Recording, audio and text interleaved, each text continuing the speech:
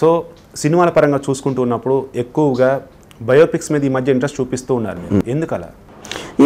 పర్టికులర్గా ఇదేం లేదు, బట్ బయోపిక్ అనేది ఒక మీరు బయోపిక్ అనొచ్చు అనకపోవచ్చు, కానీ ఒక రియల్ పీపుల్కి జరిగినప్పుడు రియల్ ఇన్సిడెంట్స్ ఉంటాయి.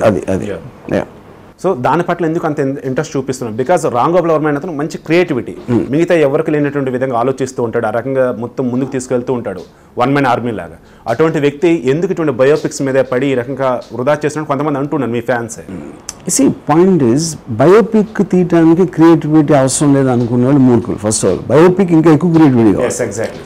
ఎందుకంటే మీరు అన్ని సంవత్సరాలు జరిగిన దాన్ని ఒక 2.5 hours టైంలో దాని స్పిరిట్ని క్యాప్చర్ చేయాలంటే you need hell of lot of creativity.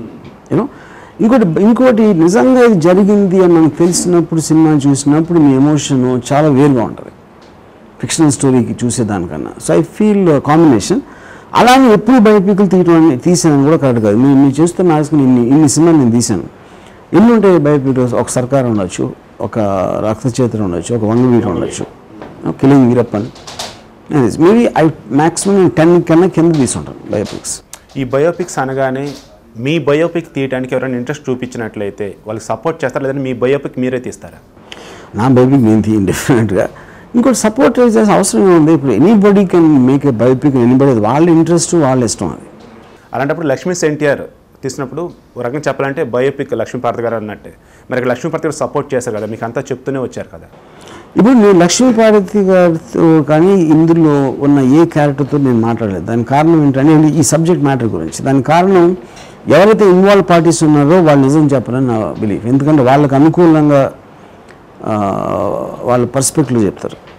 మీరు అందరినీ అడిగినప్పుడే ఒక ఇన్వెస్టిగేటివ్ ఆస్పెక్ట్లో నిజం అనేది తెలుస్తుంది, not from one persons perspective. ఇక్కడ అందరూ అంటే ఆ చరిత్రలో ఉన్నటువంటి వాళ్ళు, ఆ ఇన్సిడెంట్ లో నిమగ్నమైన ఖచ్చితంగా ఉంటారు. వాళ్ళు కూడా వాళ్ళకి తోచిన విధంగా ఫర్ ఎగ్జాంపుల్ మీరు ఒక వైస్రాయ్ ఎపిసోడ్ తీసుకోండి, 100 ఉన్నారు అక్కడ. దాంట్లో లోపల బయట ఎన్టీ రామారావు గారి తరఫున, సిబిఎన్ తరఫున, ఫ్యామిలీ తరఫున మీరు 10 మందిని తీసుకుంటే 10 మంది వేరు రకాలు చెప్తారు. ఎందుకంటే వాళ్ళ ఈక్వేషన్ ఇవ్వాలి వేరు, ఆ టైంలో వేరు.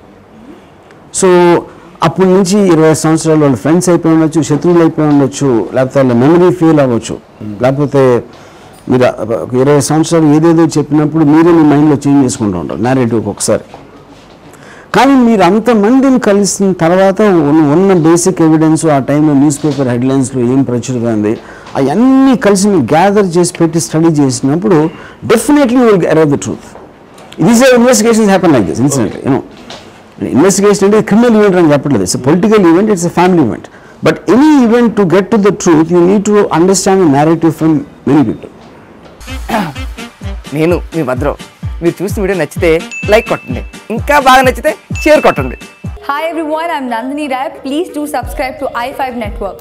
Hi guys, this is Priyanka Jalkar. You're watching me on i5 Network. For more interesting videos and film updates, please subscribe to i5 Network. Hi, this is Ramya Paspaleti. Please subscribe to i5 Network. Please watch and subscribe i5 Network. Please subscribe to i5 Network. Hi, nenu mi Madhunandan. Please subscribe to i5 Network and please support i5 Network. Thank you.